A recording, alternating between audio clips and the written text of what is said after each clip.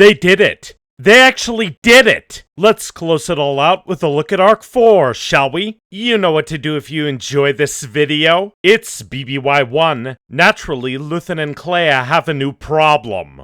Tuck your shirt in. No, not that. Luthen meets with Lonnie. The mole points out that Dedra might be closing in. However, he burned himself by probing for more info. I have had Dedra Miro's code cert for a year now. The Empire is making the Death Star. All of the pieces from Gorman, Jedha, Narkina, and Scarif fit into place. There is a bit of a problem, though. Lonnie knows too much. Luthen passes the intel to Clea, and they part ways. It's time for a torch and burn up. Unfortunately, Dedra is at the door. At the moment, only 2 pieces of questionable provenance in the gallery. Heh, he's talking about them. It's Chekhov's knife? Uh-oh. Dedra lays her cards out and the moral battle begins. Now you're too late.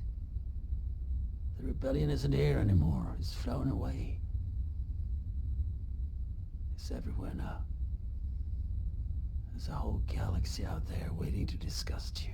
The girl boss seems awfully sure of herself. She didn't count on seppuku, though. The rest of Dedra's team rolls in and carts Luthen off. Now what? Oh, they know that Lonnie is dead. As the imps process everything, Clea finds herself alone. While she pulls tech out of the wall, we learn more about her past in flashback. Luthen was an alcoholic haunted by war, and Clea was a stowaway. That's pretty much it for now. Anyway, our heroine has to do something. Luthen is hanging on, and Dedra is watching over him. What to do? Ah, don a disguise. That works. Wait, Dedra is under arrest? Why? Clea has to steal a granny. In another flashback, she and Luthen get their start as artifact dealers. Is their piece worth 18 credits or 18,000? Well, there's another thing to deal with. Am I your daughter now?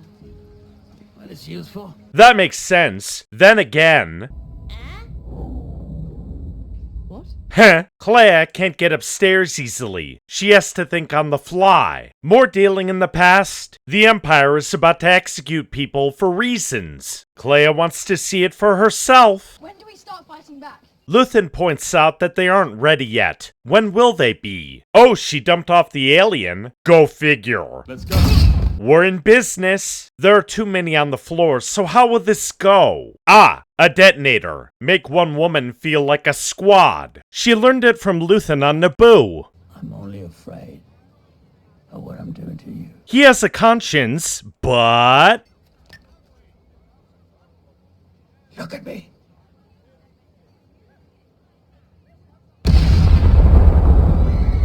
Well, they blew up a military target. That counts for something. Clea rhymes it in the present and kills the stragglers. It's time to say goodbye. He's gone. Time to go. This is going to blow up in the Ice Beast's face, isn't it? What's next? The investigators want to blame it all on Dedra. Once they quiet the head of the hospital, they get to work on what happened. Krennic isn't happy about this. Not at all. What single thing would drag me to this forsaken basement? Say it. Say the word. Death Star. Who else knows? Partagas. Everyone thinks that Dedra might be a rebel spy. The story is weirdly plausible from an outsider's perspective. They don't know what we know. We found 2 years of Jedha working group printouts in your file. That would be bad in a democratic system. It's even worse in a fascist one. Supervisor Young spent 3 hours last night logged into your account. Now, shall we take a guess at what he might have told Luthen Rail? Dedra is utterly boned. Naturally, she starts mouthing off to Director Krennic, but forgot about something. How does one balance such passionate competency with the mindless decision to confront Luthen Rail on your own? This is another great example of how fascism eats itself. Little does Krennic know, though. The imps pull the hospital cameras and Clea deploys an emergency radio. Oh, it's actually a space telegraph. Wilmon has the other machine. Drina accidentally discovers it, which does help a bit. Time for a brofest with space dominoes. You're nervous? He's nervous. He is, right? That's another impossibility. Ah, Wilmon found them. Oh, yay, the ISB knows about Clea. Supervisor here doesn't know exactly what to do. She's diseased.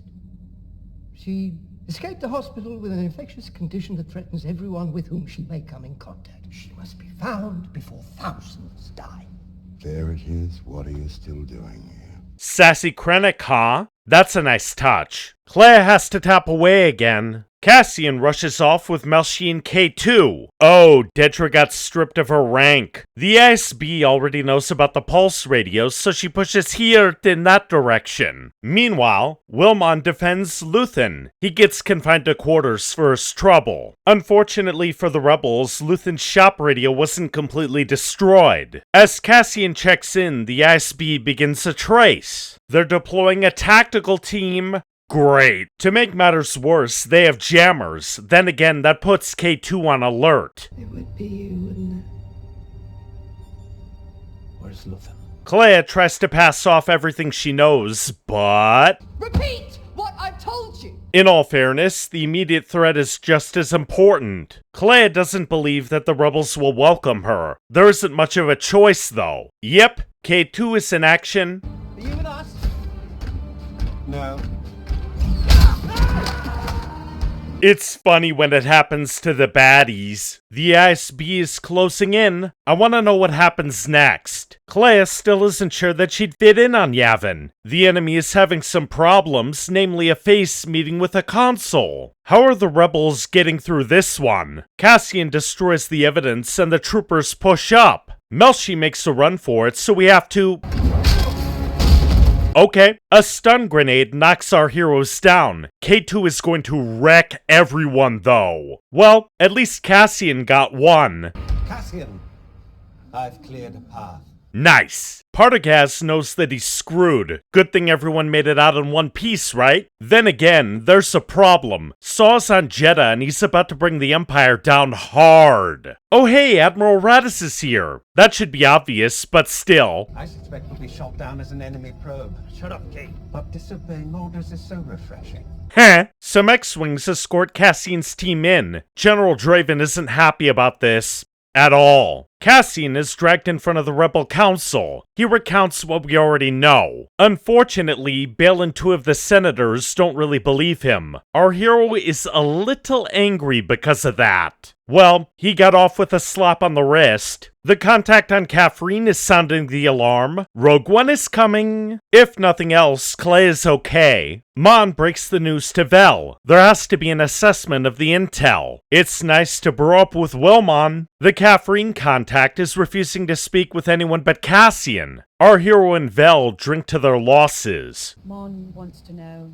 if your Luthen story is real. That's fair. We get a reprise of Nemec's manifesto. It's not working out all that well for Partagaz. The Rebel Alliance is spreading like wildfire, and it seems like the Major has to answer for that. Or not. Clay is feeling a bit dumpy. You should reconnect with Bix. Cassian doesn't want to do that because of her wishes. Does Vel know something? Clea really isn't used to having people who give a damn. She's in mourning, so that's understandable. I have friends everywhere.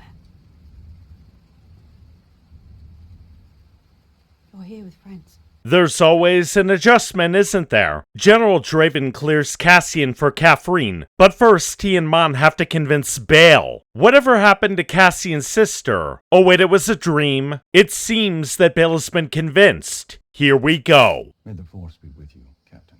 Cassian has to water the plants because it's time for an ending montage. Melshi is leading some troops. Wilmon and Drina are happy. Mon and Vel are among the people. Wait, what? Perrin is having an affair with Skolden's wife? Clay is obviously recovering. That makes sense. Dedra is in an Arkina prison? Oh wow! Cassian has a destiny. The Force Healer can see that clearly now. Krennic is about to be eaten by the machine. He just doesn't know it yet. It's time for Cassian and K2 to move on, so wait, what are we doing on Mina Rao? Bix had a baby with Cassian. I didn't see that coming, but it makes perfect sense. Andor is absolutely exceptional. It totally sticks the landing and may be the best Star Wars project ever made. Yeah, I was confused about some aspects of Season 1. However, all of my complaints evaporated when I realized that the Empire simply does not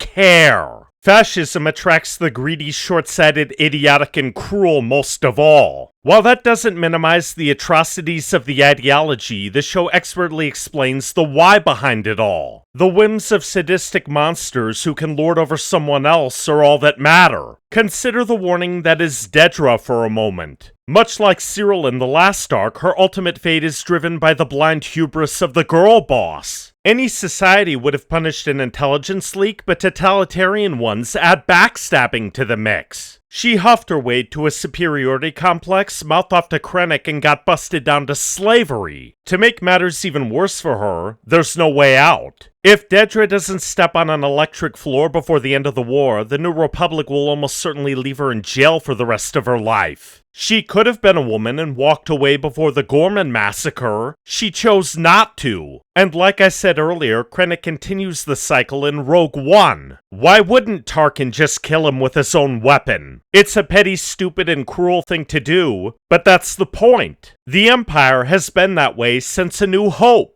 The Rebel Alliance is merely the natural reaction to such horrors. Why wouldn't the galaxy rise up and give power back to the people? No government can function without the consent of the governed, so tyrants will never last. The odds are too overwhelming. Let's zero in on Bix to illustrate that point. She may be the only main character who knows the Force, and that trait reveals the staggering cost behind the rebellion. Cassian might not have steeled himself if he knew he had a baby on the way. Then again, what would that mean for the kid's future? It's a tragedy, sure, but we know that their heartache will give little Andor real freedom. I believe there's a line for that in here somewhere. Make it worth it.